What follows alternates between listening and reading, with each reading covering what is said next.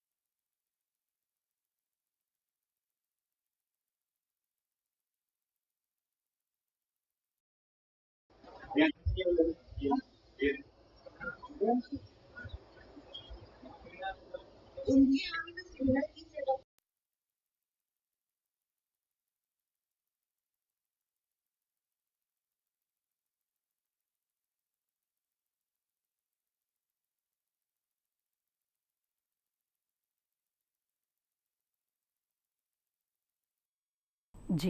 तो अगर हम इसको भंडारित कर लें और भंडारित करके अपने पास इसको सुरक्षित रख लें, तो जब भी मार्केट में डिमांड आती है तो उसको हम उसी हिसाब से धीरे धीरे निकाल सकते हैं। जी बिल्कुल। और होता क्या है कि दलहन चूंकि प्रोटीन रिच है, दालों में प्रोटीन ज़्यादा होता है, इसलिए खेत से ये कीड़े अट्रैक्ट करना, कीड़ों को आकर्षित करने लग जाते हैं। तो जब हम भंडारण की कोशिश करते हैं तो अन्य मुख्य रूप से अरहर, उड़द और मूंग की खेती की जाती है, जबकि रबी में चना, मटर, मसूर और राजमा बोया जाता है। दलहनी फसलों का अधिक मूल्य पाने के लिए दलहन किसानों को सफाई, ग्रेडिंग और मिलिंग जैसे प्राथमिक प्रसंस्करण करनी चाहिए।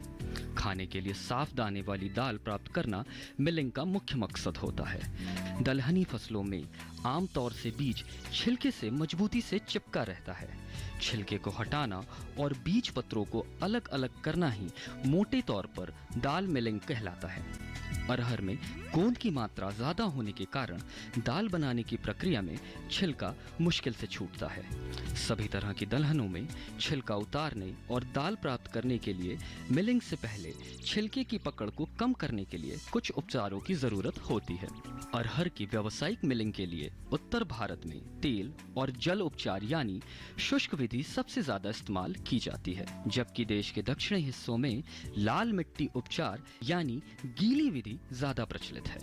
दलहन प्रसंस्करण का मकसद अधिक मात्रा में गुणवत्तापूर्ण उत्पाद प्राप्त करना, प्रसंस्करण के दौरान होने वाली क्षति में कमी लाना और मूल्यवर्धित उत्पाद प्राप्त करना है।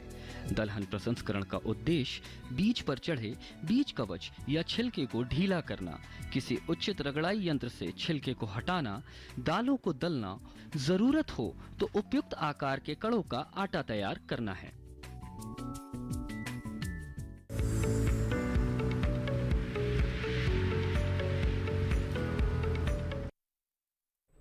तो दलहन प्रसंस्करण से जुड़ी ये खास रिपोर्ट आपने देखी। अब बातचीत को आगे बढ़ाएंगे, लेकिन इस बीच हमारे साथ कार्यक्रम के पहले कॉलर जुड़ गए हैं, उनका सवाल यहाँ पर ले लेते हैं। नितेश जी इस वक्त हमारे साथ नरसिंहपुर मध्य प्रदेश से जुड़े हुए हैं। नितेश जी स्वागत है आपका, पूछे अपना सवाल। मेरा सवाल ये विस्तृत से ये है कि हमने अपने खेत में मक्का लगाया हुआ है जो कि 22 दिन का हो गया है। 2 वैरायटी हमने अपने खेत में लगाई हुई है, JM 216 और नर्मदा मोती। इसमें खरपतवार को हम किस प्रकार से नियंत्रित करें मक्के की फसल में? जी बिल्कुल, आइए जानते हैं डॉक्टर जाट। हाँ नितेश जी, बिल्कुल एक बहुत अहम सवाल है। इस फसल में जो इस मौसम में है ना 100 दिन की फसल होती है, उसके अंदर लगभग आपको 3 से 4 बार खरपतवारों का फ्लश आता है, इसलिए इनका नियंत्रण काफ़ी ज़रूरी है।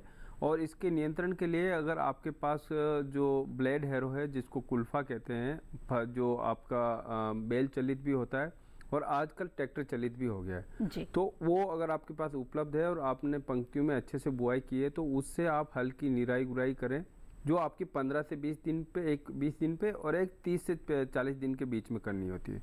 जब हम 30 के 40 दिन में करते हैं तो उस समय क्या होता है, जो कुल्फा है उसके चारों तरफ हम एक धागा, मतलब एक कपड़ा बांध देते हैं तो अंदर की तरफ, तो उससे क्या होता है कि जो मिट्टी है वो दोनों मक्का की तरफ चढ़ जाती है, तो वो मक्का पे मिट्टी चढ़ाई का कार्य भी होता है। इसके अलावा अगर आपके पास ये यंत्र नहीं है तो आप हल की निराई गुड़ाई हाथ से भी करवा सकते हैं, और वो भी आपको 20 और 40 दिन पे करने की जरूरत होती है। और अगर ये नहीं हो पा रहा है, संभव नहीं है, तो इसके लिए रसायन बता देता हूँ।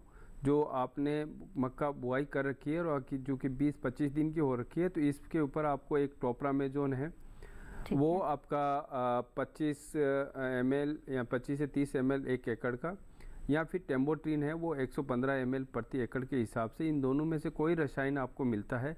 इसके साथ आप एट्राजिन मिला लें, वो एट्राजिन की मात्रा आपकी 500 ग्राम का जो एक पैकेट आता है वो 1 एकड़ के हिसाब से, दोनों को मिला के अगर आप छिड़क देंगे तो एक बार अगर आप छिड़काव कर देंगे तो पूरी फसल के अंदर आपको खरपतवार नहीं आएंगे। जो उगे हुए हैं उनको दूसरे नियंत्रण कर लेंगे, और जो उगने वाले हैं उनको एट्राजिन नियंत्रण कर लेगा। तो एट्राजिन और इनको मिला के आप इसका छिड़काव कर सकते हैं। इसके साथ ही अगर आपके खेत में मोथा ज्यादा है, मोथे की समस्या काफी रहती है, तो उसमें हेलोसल्फ्यूरॉन मिथाइल करके एक केमिकल आता है, वो भी आपका 30 ग्राम 25 से 30 ग्राम 1 एकड़ के हिसाब से उसको एट्राजिन के साथ मिला के छिड़के, तो आपका मोथा, आप विश्वास नहीं करेंगे कि आपको 7-8 दिन में 6 से 7 पत्ती का मोथा होना चाहिए, और मॉइस्चर अच्छा हो तो आपका बिल्कुल एक मोथा जड़ से चला जाता है। बिल्कुल। तो नितेश जी विस्तार से जाना आपने कि किस तरह से मक्का की फसल में खरपतवारों से आप छुटकारा पा सकते हैं। आगे बढ़ते हैं यहाँ पर, और डॉक्टर वर्मा मैं आपका रुख करना चाहूँगी। आपने बताया हमें अभी कार्यक्रम में कि जो दलहन के किसान हैं उनके सामने एक मुख्य समस्या होती है दलहन के भंडारण की, तो ऐसे में जो दलहन है वो नष्ट ना हो जाए या खराब ना हो जाए कीड़ों या अन्य समस्याओं की वजह से, ऐसे में भंडारण के दौरान किन बातों का ध्यान रखना चाहिए? दलहन प्रसंस्करण जो है सिर्फ दाल बनाने का ही काम नहीं है। जब हमारी कटाई के उपरांत जब हम लोग उसकी कटाई कर लेते हैं तो दालों में क्या आपने देखा होगा कि हर दालों में एक बड़ी रेंज है, चने से लेकर के चना, मटर, उड़द, मूंग, मसूर, अरहर, ये सारी वैरायटियों के साइज़ अलग अलग, हर दालों के साइज़ अलग हैं। तो इनको जो है थ्रेशिंग करते, पहले हम जब कटाई करते हैं, कटाई के बाद इसको थ्रेशिंग करना पहले आवश्यक है। हमको पोस्ट हार्वेस्ट लॉसेस को कम करना है। अगर हम चाहते हैं कि हमने जो उत्पादन बढ़ाने में सफलता हासिल की, अगर वो कंज्यूमर के टेबल्स तक या खाने की टेबल तक पहुँचे, तो उसके लिए हमको बीच में होने वाले लॉसेस को कम करना है। ये भी हमारा और इसमें हर स्टेप में एक वैल्यू एडिशन इन्वॉल्व है, और उसमें रोजगार का एक अवसर उपलब्ध है। जब कटाई होती है, कटाई के बाद इसकी थ्रेशिंग कर रही है, तो हमको थ्रेशर का सिलेक्शन, थ्रेशिंग के दौरान जो हमको सावधानियां बरतनी है, अगर उसको हम ध्यान रखते हैं तो हमारा थ्रेशिंग में लॉस कम होता है। जी बिल्कुल। डॉक्टर वर्मा और भी जानकारियां लेंगे आपसे इस बारे में, लेकिन इस बीच हमारे साथ एक कॉलर जुड़ गए हैं, उनका सवाल यहाँ पर ले लेते हैं। विष्णु सिंह गौड़ जी इस वक्त जोधपुर राजस्थान से हमारे साथ फोन लाइन पर जुड़े हुए हैं। विष्णु जी स्वागत है आपका, पूछे अपना सवाल। Madam good evening. जी गुड इवनिंग विष्णु जी, बताइए क्या जानना चाहते हैं? मक्का MSP मतलब मैक्सिमम समर्थन मूल्य प्राइस में शामिल होने के बाद भी इसकी हर राज्यों में कीमत अलग अलग क्यों मिल रही है? जी, डॉक्टर जाट इस पर कुछ कहना चाहेंगे आप? देखिए विष्णु जी, अपने देश के अंदर कुछ ही ऐसी फसलें हैं जिनको न्यूनतम समर्थन मूल्य जो सरकार नियंत्रित करती है उसके ऊपर खरीदा जाता है। अगर उसकी प्राइस ज़्यादा क्रैश हो जाती है तभी ये सरकार कुछ इंटरवेंशन करती है। तो इसका वेरिएशन आपको मिलेगा 1700 से लेकर 2500 तक भी मिलेगा। वो अवेलेबिलिटी के अनुसार होता है क्योंकि ये मार्केट डिसाइड करती है। या मक्का जो फसलों में सरकार खरीद करती है जैसे गेहूं हो गया, चावल हो गया, उनके अंदर तो आपका यह होता है कि सरकार खरीद कर लेती है, पीडीएस के थ्रू बाकी सब राज्यों में भेज देती है। लेकिन मक्का क्या है कि मैंने बताया औद्योगिक फसल है और इसका ज़्यादा औद्योगिक उपयोग है। तो बाकी जगह भी ये सारी जगह इनका इसीलिए ज़्यादा वेरिएशन रहता है। और इसके बावजूद भी अगर कभी ज़रूरत पड़ती है तो जब सरकार इंटरवेंशन करती है, ये अगर उसका एक्सपोर्ट बैन करती है या इंपोर्ट बैन करती है, अगर हमारी मार्केट प्राइस ज़्यादा क्रैश हो रही है।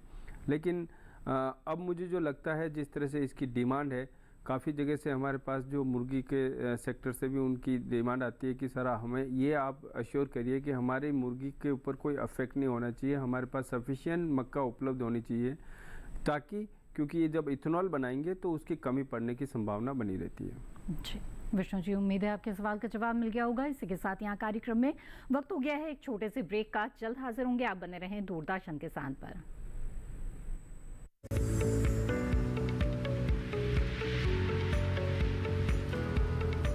अरे भाई सुना नहीं क्या, केसीसी ने किसानों का जिंदगी बदल दिया है।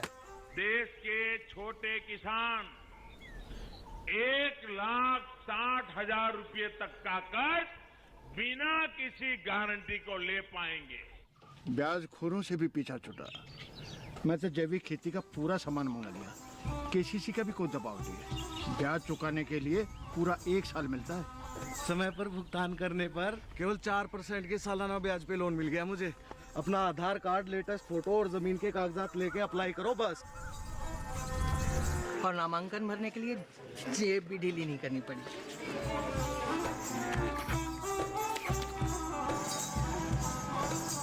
चाचा, उधार चुकाने के 24 घंटे के बाद उतने ही पैसे वापस निकाल सकते हैं। केसीसी ने किसानों की जिंदगी वाकई बदल दी है। तो आप भी किसान क्रेडिट कार्ड अपनाएं और सहजता से ऋण पाएं।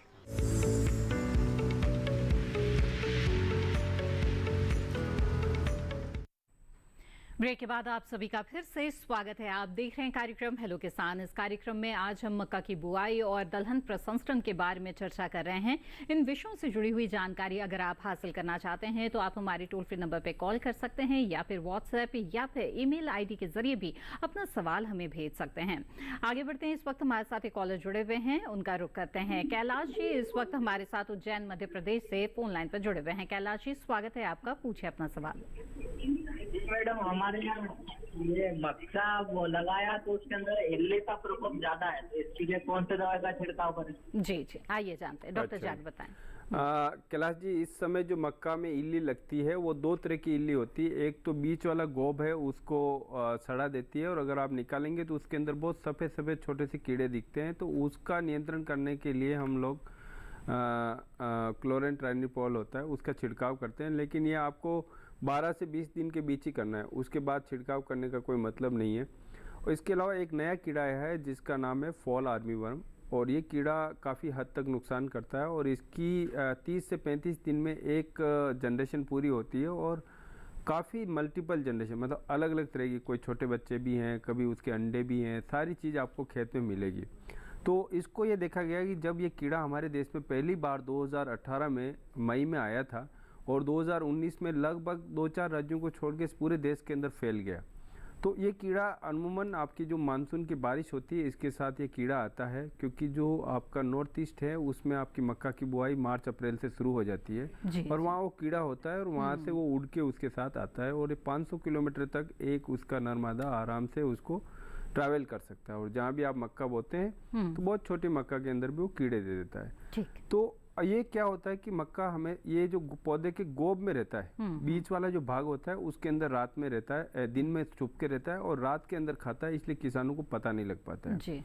तो इसमें क्या होता है कि जब आपकी पौतियों के ऊपर सफ़ेद खुरचन होती है उस समय अगर आप किसी भी नियंत्रण मेजर को यूज़ करते हैं तो आपके लिए ज़्यादा फायदेमंद रहता है। क्योंकि मैं इसलिए बता रहा हूँ इतना विस्तार से क्योंकि ये समझना बहुत ज़रूरी है, ये नया कीड़ा आया है और ये इसकी जो लाइफ रहती है वो 12 से 15 दिन मान लो आप मैक्सिमम रहती है। 15 दिन के अंदर ये फिर प्यूपा बन जाता है, फिर तितली बनने के लिए तैयार हो जाता है। जी जी। तो आप हमें क्या होता है जो किसान यहाँ पर आपको रोकना पड़ेगा और एक कॉलर इस बीच हमारे साथ जुड़ गए हैं, उनका सवाल ले लेते हैं और फिर इल्ली के रोकथाम के बारे में विस्तार से चर्चा करेंगे। नंदस्वरूप मिश्रा जी बाराबंकी उत्तर प्रदेश से इस वक्त हमारे साथ है। जी नंदस्वरूप जी, स्वागत है आपका, पूछिए अपना सवाल। जी जानना ये चाहता है जो मक्का हमारे होते हैं जो बोआई करते हैं, जो तैयार होता है हमारा मक्का, तो ऐसी दशा में उसमें एक मक्का आता है पौधे में, इसमें तो बढ़िया आता है, जिसमें 2-3 आते कमजोर रह जाते। नंदस्वरूप जी, आपकी आवाज हमें बहुत ही धीमी मिल रही है, हम समझ नहीं पा रहे हैं, कृपया थोड़ा तेज बोले और एक बार सवाल अपना फिर से दोहरा दीजिए। मैं जानना ये चाहता हूँ कि जो मक्का हमारा पौधा तैयार होता है, जिसमें एक मक्का आता है फल तो उसको बड़ा मोटा ताजा होता है, जिसमें 2-3 आते हैं वो कमजोर होते हैं, जिसमें 2-3 आते हैं उसके साथ हमें क्या करना चाहिए जिससे कि हमारे जो है मक्का मोटे हो, ताजे हो, अच्छे हो, बाजार में अच्छी कदर हो सके। जी अच्छा, आपका कहने का मतलब जो हमें समझ पा रहे हैं कि आपके भुट्टे थोड़े एक होता है या छोटा होता है, वो कितना बड़ा हो सके उसके लिए क्या करना चाहिए, जो हम समझ पाएँ। तो ऐसा है कि जो मक्का के अंदर जो पोषक तत्व तो प्रबंधन है, पहले अगर हम बात करें जो संकुल किस्में थी उनकी उपज क्षमता जो थी हमारी 20 क्विंटल से या 25 क्विंटल 1 हेक्टेयर से ज़्यादा नहीं होती थी और आज की उपज क्षमता 75 क्विंटल तक गई है। तो उसमें आपको बिल्कुल एकदम ऐसा करना पड़ेगा जैसा हमारी रिपोर्ट में भी बताया गया है कि आपको उसके अंदर पोषक तत्वों का समुचित प्रबंधन करना है, स्पेशली जो नाइट्रोजन होता है उसका। और जो पौधे के अंदर ये हमने देखा है कि पौधे में जो नाइट्रोजन देते हैं वो आप ज़मीन की सतह पे डाल के नहीं दे यूरिया, आप अगर पौधे के पास में एक कोई छेद करते हैं डंडे से और उसके बाद में उसमें डालते हैं, जो पौधे के पास में डालते हैं, तो वो आपको ज़्यादा फायदेमंद रहता है बजाय कि आप उसकी पौधे की सरफेस पे दें। इसके साथ साथ ही पोटास वो एक बहुत अच्छा जो मक्का के दाने की साइज़ या मक्के के भुट्टे की साइज़ बढ़ाने में काफ़ी सहायता करता है। तो आप अमूमन किसान भाई पोटास नहीं डालते हैं, तो आपको जो पोटास का लगभग आपको आधा बैग 1 एकड़ के हिसाब से डालना है जब बुआई करते हैं उसके समय, या जब मिट्टी चढ़ाते हैं 25 दिन के बाद, तब हमें उसमें आपको डालना है और उसके बाद ऊपर मिट्टी चढ़ा देनी है। तो ये पोटास आपको काफ़ी हेल्प करेगा और ये बाकी जो चीज़ें वो भी आपको हेल्प करेगी, जिससे आपका भुट्टा अच्छा होगा। और सबसे बड़ी बात यह है कि मक्का में पौधों की संख्या आप इस मौसम के अंदर 6 से 7 या उसके थोड़े से एक आध ज़्यादा वो आप 1 स्क्वायर मीटर में रखें, चाहे आप 45 सेंटीमीटर पे बोए, 50 पे बोए या 60 सेंटीमीटर पे बोए। ये ध्यान रखना है कि 6 से 7 पौधे आपके 1 स्क्वायर मीटर में रहने चाहिए। और ये ध्यान रखें कि हर पौधे पे एक ही भुट्टा आए ताकि वो भुट्टा एकदम तंदुरुस्त हो और अच्छा हो। सारे भुट्टे एक जैसे होंगे, एक साथ पकेंगे, आपको कटाई में भी आसानी रहेगी और आपकी उपज अच्छी रहेगी। जी बिल्कुल। तो नंदस्वरूप जी, उम्मीद है आपके सवाल का जवाब मिल गया होगा और इस जानकारी से आपको लाभ भी होगा। आगे बढ़ते हैं और डॉक्टर वर्मा आपसे जानना चाहेंगे कि जो किसान दलहन प्रसंस्करण से जुड़ना चाहते हैं उन्हें कैसे इसकी शुरुआत करनी चाहिए। जैसा मैंने कहा कि जब भी पीक सीजन में जब हार्वेस्टिंग होती है उस समय किसानों के पास ग्रेन को रखने की सुविधा नहीं होती है और वो क्या करते हैं, सीधे सीधे उसको मंडी में लेके चले जाते हैं। और मंडी में अगर उनके नॉर्म्स हैं, मंडी के अपने स्टैंडर्ड्स हैं, अगर उस स्टैंडर्ड्स पे प्रोडक्ट नहीं होगा तो उनको अपने उत्पाद का पूरा प्राइस नहीं मिलता है। जी एमएसपी गवर्नमेंट ने फिक्स कर दी है, लेकिन एमएसपी के लिए जिस हमको ग्रेन को खरीदना है उसकी क्वालिटी भी निर्धारित की हुई है। तो अगर इस क्वालिटी को हम गांव के स्तर पे ही प्रसंस्करण करके अगर हमने सिंपली उसको साफ किया, लकड़ी कंकड़ और जो उसमें फॉरेन मैटर्स हैं उनको हटा दिया, तो हमारी उसकी गुणवत्ता ग्रेन की बढ़ जाती है। जी। और नमी एक बहुत बड़ा फैक्टर है। जब हम कटाई करते हैं तो उसमें उसकी नमी जो होती है 15 से ऊपर होती है और जब हम उसको भंडारण करते हैं तो उसको 10 से 12% के अंदर करना चाहिए हमको लंबे समय के लिए भंडारण करने के लिए। तो हमको गांव के स्तर पे ही अगर कम्युनिटी लेवल पे इसकी सिस्टम हम बना दें कि वहीं पर अपना हमारा जितना भी गांव का प्रोड्यूस है वो सारा का सारा उत्पाद वहीं पर कम से कम क्लीनिंग, ग्रेडिंग और ड्राइंग हो करके ही मंडी जाए, या फिर इसके लिए इस एरिया में हमारे जो नए उद्यमी हैं वो भी आ सकते हैं जो कि ग्रेन को साफ सुथरा करके क्लीनिंग ग्रेडिंग करके वो मंडी पे लेके जाएं, या फिर हम भंडारण के लिए अपने गांव के स्तर पे ही हम उसको भंडारण कर लें। अगर उसको हम गांव के स्तर पर भंडारण करेंगे तो हमारे पास वो पूंजी की तरह सुरक्षित रहेगा। जब भी हमको ज़रूरत होगी हम उसका थोड़ा सा हिस्सा अपनी आवश्यकता के अनुसार हमने उसको बेचा और डायरेक्ट हम मंडी से कर सकते हैं या हम मिल वालों से भी लाइजनिंग कर सकते हैं। बिल्कुल। तो मिल वालों का क्या है? डॉक्टर वर्मा दोबारा आपका रुख करूंगी। इस बीच हमारे साथ एक कॉलर जुड़ गए हैं, उनका हम सवाल यहाँ पर शामिल कर लेते हैं। राजवान सिंह जी मध्य प्रदेश से इस वक्त हमारे साथ फोन लाइन पर हैं। राजवान जी, स्वागत है आपका, पूछे अपना सवाल। मेरी मक्का पीली पड़ रही है, 15 दिन की हो गई। अच्छा, मक्का 15 दिन की हो गई और पीली पड़ रही है। डॉक्टर जाट, क्या वजह हो सकती है? देखिए, अमूमन इस मौसम में क्या होता है कि या तो किसान भाई जो बेसल नाइट्रोजन एप्लीकेशन होता है जिसमें आपको डीएपी का एक बैग 1 एकड़ का डालना है, वो नहीं डालते हैं। उसकी वजह से होता है, कभी कभी क्या होता है कि जो कच्ची गोबर की खाद होती है वो किसान भाई डाल देते। तो शुरू के कुछ दिन होते हैं जिनके अंदर वो कच्ची गोबर की खाद में क्या होता है कि उसको गलाने के अंदर या कोई फसल के अवशेष होते हैं उनको मिला देते हैं। उसको गलाने में जितना पौधे को अपन नाइट्रोजन देते हैं वो नाइट्रोजन लॉक हो जाती है और उसको जो माइक्रोब्स होते हैं वो ले लेते हैं, जितने छोटे छोटे जीवाणु होते हैं वो ले लेते हैं। तो इसकी वजह से आपके शुरू के क्षेत्र में पीली हो सकती है। अगर आपने खाद नहीं दिया है तो इस पे अभी 15 से दिन की हो गई है, तो जितने भी अधिक पौधे हैं उनको निकाल दें और पास में उसके यूरिया खाद आप ज़रूर दे दें, ठीक है। और कम मात्रा में दें, जैसे आप आधा बैग दे दें, आधा बैग 1 एकड़ के हिसाब से दे दें। वैसे 1 बैग 1 एकड़ के हिसाब से देना होता है, आधा अभी दे दीजिए और आधा आप 10 दिन बाद दे दीजिए। तो इससे क्या रहेगा कि अभी जो आपकी पीली पड़ी हुई है फसल है वो आपकी सही हो जाएगी और जो टेम्परेरी नाइट्रोजन की जो लॉकिंग हुई है वो भी आपकी ख़त्म हो जाएगी। तो इसमें मुझे आशा है कि अगर आप ये काम करेंगे तो इससे जो भी किसान भाई जूझ रहे हैं ऐसी समस्या से तो उनको निजात मिलेगी। बिल्कुल। तो राजवान जी, मुझे उम्मीद है कि इस सुझाव पर आप अमल जरूर करेंगे। आगे बढ़ते हैं, अगले कॉलर का रुख करते हैं। ओमवीर सिंह जी इस वक्त बुलंदशहर से हमारे साथ फोन लाइन पर जुड़े हुए हैं। ओमवीर जी, स्वागत है आपका, पूछिए अपना सवाल। सर, मैडम हमने मक्का की फसल लगाई है, ठीक है, तो हमें जो है उसमें ये पोटास कब लगानी है? अच्छा, डॉक्टर जान बताएं। हाँ, देखिए ओमवीर सिंह जी, जो मक्का की फसल है उसमें पोटास या तो बुआई के समय लगा दें आप, और बुआई के समय आप नहीं लगा पा रहे हैं तो जब उसमें मिट्टी चढ़ाते हैं 25 से 30 दिन बाद उस समय लगा दें। अगर आप मिट्टी नहीं चढ़ा रहे हैं, आपने मेड़ के ऊपर बुआई कर रखी है, तो भी आप पोटास को मक्का के पौधे में लगा सकते हैं। उस समय आप देखिए, जब तक आप 35 से 40 दिन तक आप कर सकते हैं, अफोर्ड तो अच्छा है, और या उससे पहले भी तो 25 से 40 दिन के बीच में आप पोटास का जैसे हम यूरिया देते हैं वैसे ही म्यूरेट ऑफ पोटास को पौधे के पास में हम लगा के दे सकते हैं। और सबसे अच्छा रहेगा कि जब हम मिट्टी चढ़ाते हैं उससे पहले दे दें और देने के बाद हम मिट्टी चढ़ाएं, तो पोटास आपका बिल्कुल एकदम अच्छा मक्का के लिए काम आ जाएगा। बिल्कुल। ओमवीर जी, जाना आपने कि पोटाश का इस्तेमाल किस तरह से करना है मक्का की फसल में।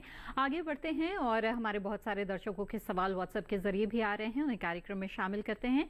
पीयूष दुबे जी ने व्हाट्सएप के जरिए सवाल भेजा है, लेकिन अपने स्थान का नाम उन्होंने नहीं लिखा है। वो जानना चाहते हैं कि मक्का की बुआई कैसे करें। जी डॉक्टर जाट, तो अब तक जिन किसानों ने बुआई नहीं की है उनके लिए ये जानकारी देखिए, इस मौसम में क्या होता है कि मक्का में फसल की बुआई होती है वो मौसम में जो बारिश आती है उसके साथ ही की जाती है। लेकिन इस बार क्या हुआ कि जो पश्चिमी विक्षोभ हुए वो और दूसरा जो मानसून की बारिश है एक साथ आ गई, तो इसकी वजह से 8-10 दिन तक जैसे वेट स्पेल चलता रहा, बारिशें लगातार होती रही, तो काफ़ी किसान भाई नहीं कर पाए हैं।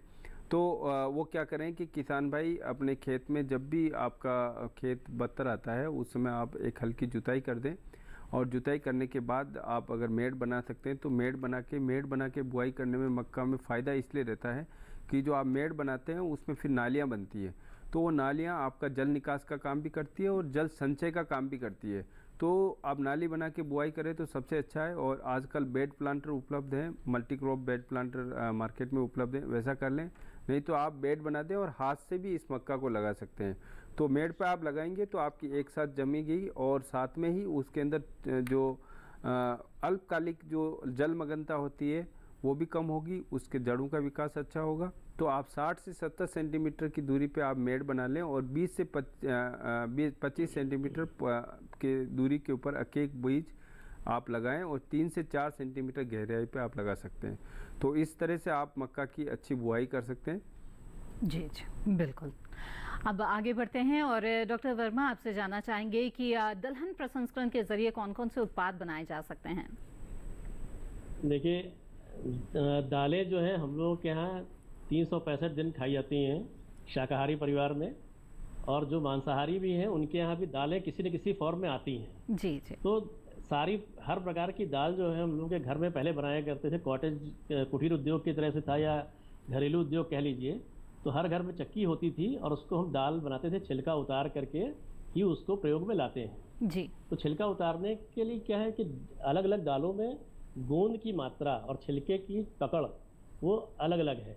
अरहर, उड़द, मूंग, इनका छिलका जो है बहुत टाइटली जो है बीज के ऊपर चिपका होता है। तो इनको उतारने के लिए हमको ज़्यादा देर भिगोना पड़ता है। गांव के स्तर पर भिगोने वाला काम बहुत ही पॉपुलर है और अभी भी ये चलता है। इसमें गांव में हम लोग क्या करते हैं, इसको भिगो दिया, सुखा लिया और चक्की से दर लिया और सूप से उड़ा दिया। जितना हमको मिल गया वो सारी की सारी दाल होती थी। उसमें टूटन भी दाल होती थी और जो 5-10% छिलका चढ़ा रहता था वो भी दाल होती थी। लेकिन हम लोगों ने दाल की खूबसूरती बढ़ाने के चक्कर में उसको जो है बहुत ही पॉलिशिंग करनी शुरू कर दी। अब जैसे हर जगह मोटे अनाज की बात हो रही है, गेहूँ आटा पहले हमने वाइट आटा कर दिया, मैदे पे चले गए। उसी तरीके से दालों को जो हम घर के स्तर पे करते थे तो हमारी रिकवरी ज़्यादा आती थी, दाल की मात्रा हमको ज़्यादा प्राप्त होती थी। तो हमारे जो गांव के स्तर पे हम लोग बनाते थे वो चक्की पे बनाया करते थे घरेलू स्तर पे। फिर धीरे धीरे इसको जो था कमर्शियल लेवल पे चला गया और अब बड़ी बड़ी दाल मिलें जो है शहरों में स्थापित है। इनकी क्षमता जो है 3 टन से 4 ton 3 ton 4 ton per day की कैपेसिटी वाली मशीनें हैं जो शहरों में लगी हुई हैं। जी। तो ये सारा का सारा कच्चा माल जो है अभी गांव से शहर में आता है, यहाँ पे प्रसंस्करण होकर के वापस जाता है। जी। तो आने जाने में जितना भी खर्चा होता है वो सारा का सारा कंज्यूमर को या जो उपभोक्ता है उसको वहन करना पड़ता है। ठीक। और हमारी 50% जनता जो है गाँव में ही रहती है। तो अगर हम किसी भी तरीके से जो हम उत्पादन कर रहे हैं उसका जो शहरों में रिक्वायरमेंट है, आवश्यकता है, उतना हम शहर की ओर भेजें। बाकी हम गांव के स्तर पे ही अगर उसका प्रसंस्करण कर लें तो हमारी जो लागत भी कम हो जाएगी और हमारा दाल की उपलब्धता भी बढ़ेगी। बिल्कुल। और बहुत अच्छी जानकारी दे रहे हैं आप डॉक्टर वर्मा। आपका दोबारा हम रुख करेंगे, लेकिन इस बीच कार्यक्रम में वक्त हो गया एक और छोटे से ब्रेक का। जल्द हाजिर होंगे, आप बने रहें दूरदर्शन के साथ पर।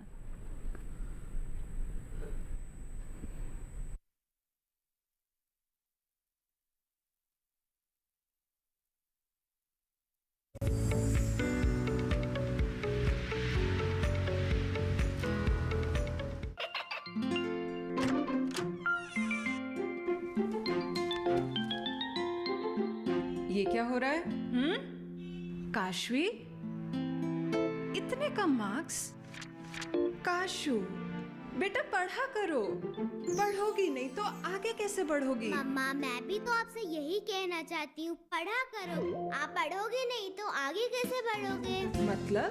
वो देखो, सिर्फ बैक पर छपा ऑर्गेनिक नहीं, ऑर्गेनिक का निशान पहचानिए। पीजीएस ऑर्गेनिक का ये लोगो उन किसानों की पहचान है जो आज भी परंपरागत विधि से रसायन मुक्त खेती कर आपके लिए शुद्ध फसल उपजा रहे हैं।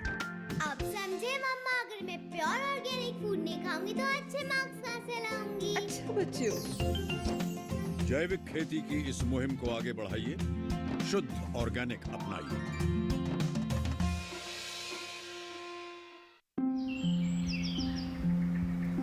अरे क्या कर रहा है? इधर इधर इधर, हम बोल रहे हैं तेरे बीजू का। पुतला बोल रहा है? हाँ, पक्षियों से तो हम खेत को बचा लेते हैं, पर इन घातक रसायनों से कैसे बचाएं? मतलब? देख बेटा, तू जो ये अंधाधुंध रसायन मिलाता है ना, मिट्टी की सेहत बिगड़ने लगी है। और जब माटी ही कमजोर पड़ जाएगी तो उपज कैसे सेहतमंद होगी? अरे पहले ऐसा नहीं था। पूछना अपने बड़े बुजुर्गों से, कैसे फसल लहलहाती थी, शुद्धता झलकती थी। हाँ, माटी भी तंदुरुस्त और लोग भी।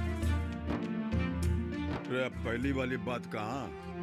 पर अब तो सब यही डाले हैं। सब नहीं, आज भी लाखों जागरूक किसान परंपरागत विधि से फसल उगा रहे हैं। खर्चा कम और उपज की कीमत भी बेहतर पा रहे हैं। ठीक है भाई, मैं भी आज से जैविक खेती शुरू करूंगा। माटी से प्रेम की परंपरा है परंपरागत खेती।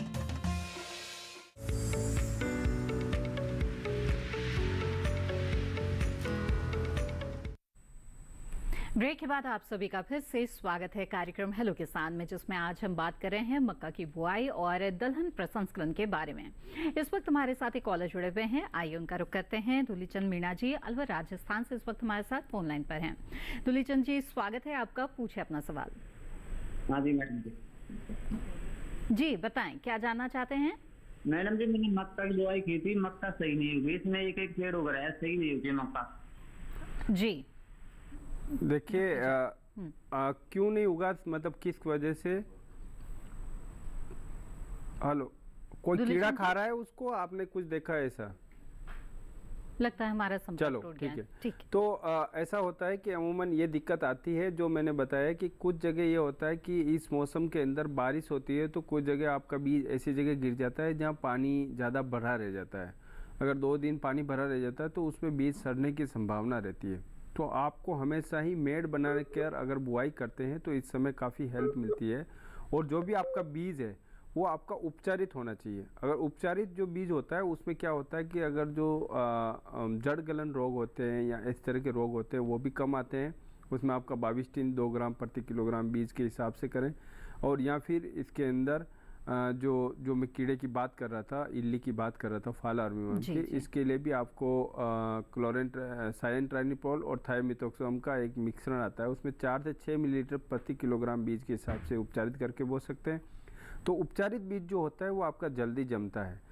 और दूसरा ये है कि आपको जहाँ भी जलमग्नता होती है, जहाँ भी ऐसी चीज़ हो, तो आप वो थोड़ा सा टेम्परेरी, मतलब आप 2 से 3 दिन भी अगर पानी भरा रह रहा है तो बीज सड़ जाता है। तो ऐसी के लिए आप ये करें कि आप इस तरह से बोएंगे तो आपको ज़्यादा लाभ मिलेगा। बिल्कुल।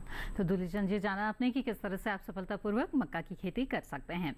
आगे बढ़ते हैं, कुछ सवालों को शामिल करते हैं। और व्हाट्सएप के जरिए सवाल भेजा है माही गुडगरे जी ने धामनगांव महाराष्ट्र से। ये जानना चाहते हैं कि इनके खेत में मक्का का जो आकार है वो बढ़ नहीं रहा है, तो कौन सी खाद डालें? जी डॉक्टर जान। देखिए, जो इस समय मैं समझ पाता हूँ महाराष्ट्र में जो फसल लगी हुई है वो आपकी 20 से 25 दिन की होगी ज़्यादा से ज़्यादा।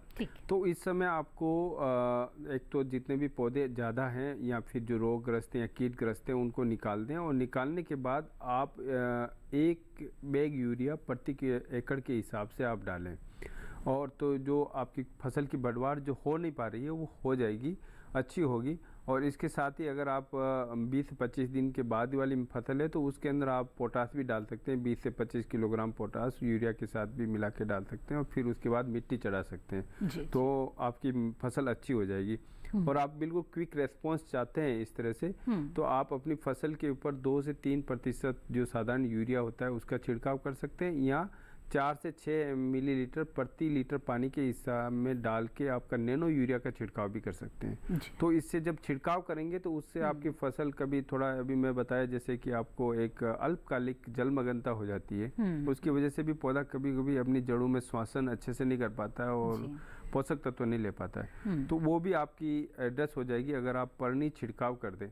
तो उसमें आप साधारण यूरिया भी ले सकते हैं 2 से 3% का घोल, या फिर आप नैनो यूरिया का भी छिड़काव कर सकते हैं। तो माई जी जाना आपने मक्का की अच्छी बढ़वार के लिए आप क्या क्या उपाय अपना सकते हैं। आगे बढ़ते हैं, डॉक्टर वर्मा जानना चाहेंगे दलहन प्रसंस्करण के बारे में आप और क्या खास जानकारी देना चाहेंगे? जो हम लोग गाँव के स्तर पर दाल बनाते थे जी, तो उसमें एक ही चक्की में हम लोग सारी दालें बना लेते थे जी। अब जब बड़ी मिलों में आता है तो यहाँ पे हर मिल के लिए स्पेसिफिक मशीनें होती हैं या रोलर्स होते हैं जिसमें दाल बनती है। तो या ज़्यादा कैपेसिटी में चूँकि काम करते हैं तो इसलिए इन लोगों का अरहर वाला अरहर पे काम करता है, मसूर वाला मसूर पे काम करता है। लेकिन हम लोग घरेलू चक्की में सारी दाल बना लिया करते थे। जी जी। तो उपचार हम इसलिए करते थे कि जो छिलके पे दाल की पकड़ है उसको हम ढीला करने के लिए करते थे।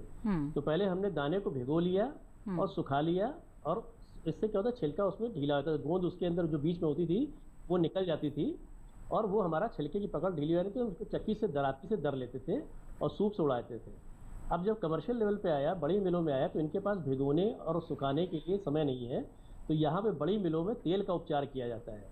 ये सबसे पहले जब इनका एमरी का रोलर यूज़ होता है। एमरी समझिए जिस तरह की हमारा ग्राइंडर होता है जिससे हम चाकू तेज़ करते हैं, उसी तरीके का रोलर होता है।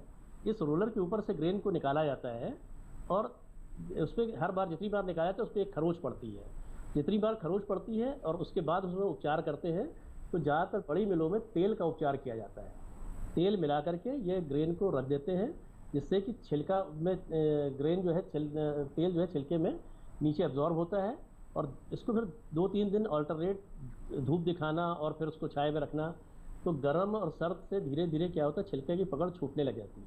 और इसको अगर आप सिंपली किसी एलिवेटर में डालते हैं या किसी ऊपर से गिराते हैं तो ये छिलका इसका उतर जाता है, और दाल हमको प्रीमियम क्वालिटी की जो फुल दाल होती है वो इस तरह से प्राप्त होती है।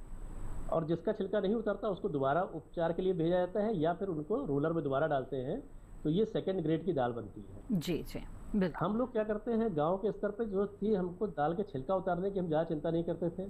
टूटन को हम दाल ही मानते थे, क्योंकि दाल का प्रोटीन कंटेंट उसमें बराबरी जी। लेकिन छिलका उतारने के क्रिया में जो हम बड़ी मिलों में करते हैं, तो दालों के ऊपर जो होते हैं, ऊपरी सतह पे प्रोटीन के मॉलिक्यूल्स जो होते हैं, प्रोटीन के अणु होते हैं, वो स्थापित होते हैं। तो जब हम खरोचते हैं उसको, तो ऊपर की एक सतह भी जो है वो जाकर के भूसी के साथ मिल जाती है। तो भूसी चूनी में हमारा सारा जाकर के प्रोटीन कंटेंट, प्रोटीन का हिस्सा भी उसमें चला जाता है। जी जी। टूटन को हम रिकवर कर सकते हैं, लेकिन जो हमारा पाउडर बन गया, वो पाउडर जो है भूसी में चला गया, और वो ज्यादातर कैटल फीड में या पशु आहार में उपयोग में लाया जाता है, इस्तेमाल किया जा सकता है। जी डॉक्टर वर्मा, दोबारा आपका रुख करेंगे, इस बातचीत को आगे बढ़ाएंगे। इस बीच हमारे साथ अगले कॉलर जुड़ गए हैं, उनका रुख करते हैं।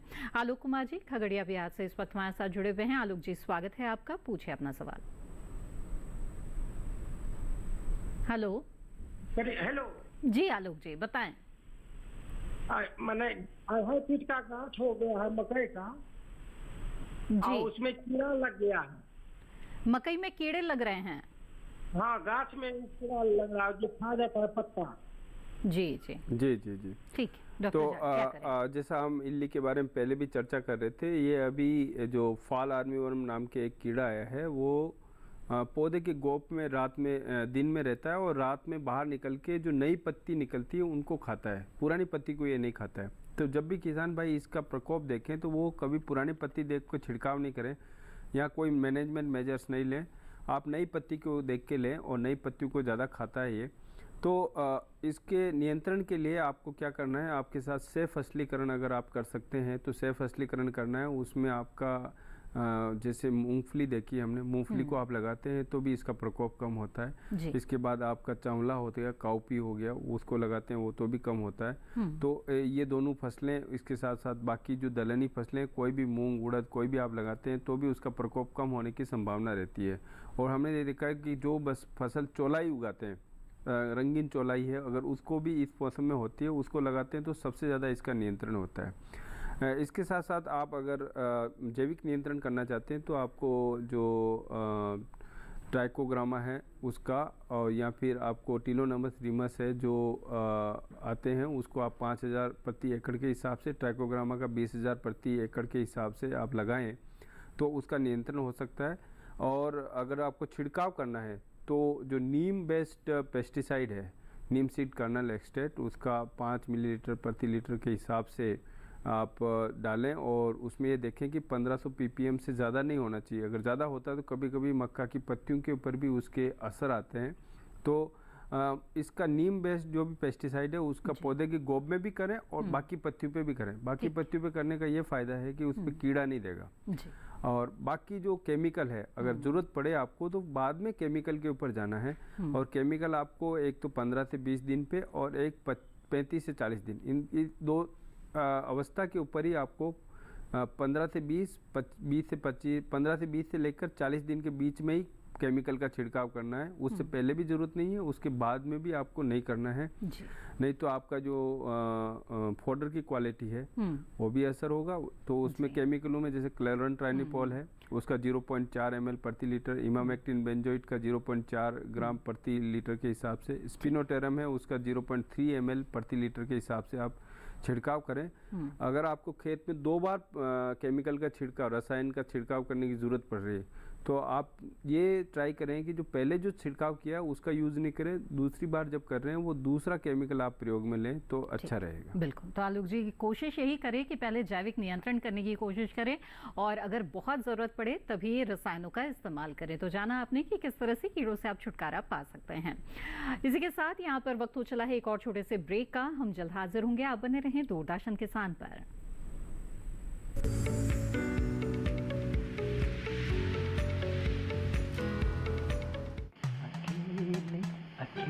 अरे वाह भैया, अकेले अकेले। अरे तू भी ले, पर खाएगा कैसे? मैं ऑर्गेनिक खेती की बात कर रहा रे बेटे। अकेले अकेले खेती कब तक करेगा? मतलब गांव में 20-25 किसानों का समूह बना के पंजीकरण करवा ले, फिर सरकारी ट्रेनिंग भी मिलेगी और मुफ्त जैविक बीज खाद भी। फिर बीजीएस ऑर्गेनिक की सरकारी मोहर के साथ तेरी उपज आकर्षक पैक में पहुंचेगी बड़े बाजार तक। अच्छा? हाँ। अरे भाई कहाँ चल दिया? सबको साथ लाने, आमदनी बढ़ाने। तो किसान भाई समझ गए ना, साथ मिलकर ऑर्गेनिक खेती कीजिए, अपनी परंपरा को आगे बढ़ाइए, ज्यादा मुनाफा कमाइए। माटी से प्रेम की परंपरा है परंपरागत खेती।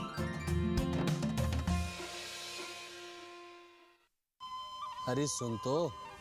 मुझे क्या सुनाना चाहते हो? जो सुनाओ मेरी सौतन को। किसको? अरे वही तुम्हारा मोबाइल फोन जिससे सुबह शाम दिन रात चिपके रहते थे और कहते थे किसान कॉल सेंटर से बातें हो रही हैं। अच्छा ये बात है। हाँ क्यों, क्या हुआ? अब बात नहीं होती क्या? अब तो झट से बात हो जाती है। ऐसा क्या? हाँ, अब तो ज्यादा लाइनें और खास तकनीक के कारण खेती के माहिरों से तुरंत बात हो जाती है। और अगर कभी लाइन व्यस्त हो तो अपनी समस्या फोन पर रिकॉर्ड करा दो, वहाँ से फोन आ जाता है और समस्या की हल का मैसेज भी आ जाता है। ये देखो आ गया। अरे वाह, इसका मतलब इंतजार की घड़ी अब खत्म। हाँ। तभी मैं सोचूं कि आजकल मुझ पर इतना प्यार क्यों आ रहा है। कृषि संबंधी समस्याओं का अपनी भाषा में तुरंत हल पाने के लिए पूरे भारत में किसी भी फोन से हेल्पलाइन नंबर पर संपर्क करें। किसानों का दोस्त किसान कॉल सेंटर।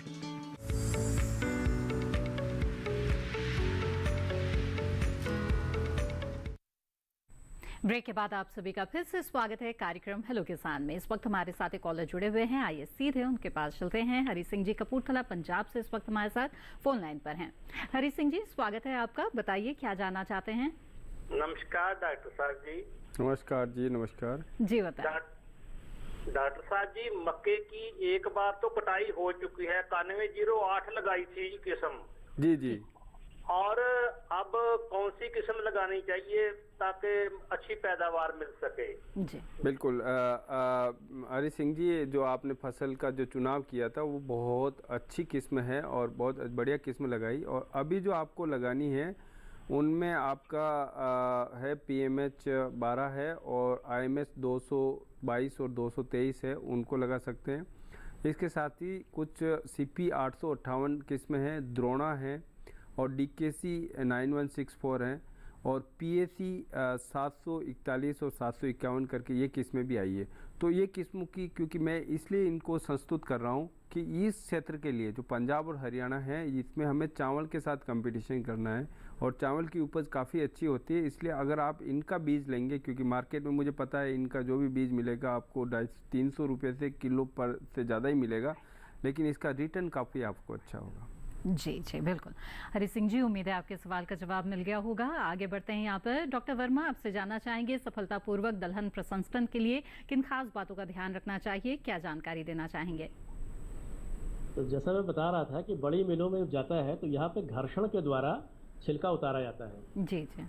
इसमें उपचार भी किया जाता है, तेल का उपचार किया जाता है, लेकिन एक बार में सारी दाल का छिलका नहीं उतारता है। इसलिए जब दोबारा हम उसके रोलर के ऊपर से पास करते हैं, चूँकि रोलर की खुरदुरी सतह है तो उसमें पाउडर ज़्यादा बनता है और हमारी रिकवरी घट जाती है। जी। जहाँ हमारे दाल में पोटेंशियल दाल रिकवरी जो है 85% के करीब होती है और छिलके की मात्रा 15% रहता है, तो उनको 85% तक दाल मिलनी चाहिए। लेकिन बड़ी जो एमरी एब्रेसिव डिहस्किंग सिस्टम है उसमें हमारी रिकवरी घट करके 70 के आसपास आ जाती है। तो ये 15% जो दाल है वो हमारी उसी के साथ मिल गई और वो चूनी में चली गई। जी। तो भारतीय दलहन अनुसंधान संस्थान ने एक लघु दाल मिल विकसित की है जिसको कि गांव के स्तर पे हम लोग लगा सकते हैं। और जैसे चक्की में होता है कि हम सारी दालें बना सकते हैं, बड़ी मिलें सिर्फ एक दाल पे काम करती हैं, एक यूनिट जो है एक दाल पे ही काम करती है। मसूर वाली सिर्फ मसूर पे काम करेगी। लेकिन गांव के स्तर पर जब हम प्रसंस्करण करते हैं तो हम चक्की से कंपेयर करते हैं, या चक्की में सारी दालें इस तरह बन सकती हैं। तो हम लोगों ने भी पहले एक IAPR दाल चक्की बनाई। उस दाल चक्की में एक रबर और स्टील की डिस्क है जिसमें वर्टिकल डिस्क है। इसमें क्या है कि एक साइक्लोन हमने और लगा दिया जो सूप का काम करता है। ठीक है। तो भिगोने और सुखाने का जो उपचार है वो तो छिलका ढीला करने के काम आ गया जी। और उसका जो दरने वाला काम था हमने वर्टिकल डिस्क में उसको रबर स्टील डिस्क में किया, तो वहाँ पे सॉफ्ट डिहस्किंग होती थी जी। तो छिलका हमारा उतर जाता था, दाल 2 भाग में विभक्त हो जाती थी, टूटन बनती थी लेकिन पाउडर नहीं बनता था जी। तो हमारी रिकवरी बढ़ जाती थी, लेकिन दाल के ऊपर 15 से 20% छिलका रहता था जी। तो लोगों ने कहा कि अच्छा उसमें क्या था कि अगर बीच में हमने चक्की का गैप फिक्स कर दिया और उसके बीच में कोई छोटा दाना आ गया तो वो खड़ा निकल जाता था, जो हमारी दाल की क्वालिटी को अफेक्ट करता था। तो किसानों ने बहुत सी दाल चक्की हमारे यहाँ से गई, तो उनका जो हमको फीडबैक मिला उसके हिसाब से उन्होंने कहा कि इसमें ग्रेडर होना चाहिए, ठीक है, और एक एमरी भी होना चाहिए, एमरी रोलर भी आप लगा दीजिए, इससे कि अगर हम चाहें तो मिल के स्तर की दाल हम बना सकें जी। तो मिल की स्तर की दाल बनाने में होता यही है कि हमारी रिकवरी घटती चली जाती है। तो हमने भारतीय दलहन अनुसंधान की जो दाल मिल है इसमें बेसिकली 4 मशीनें मिला करके हमने बनाया है।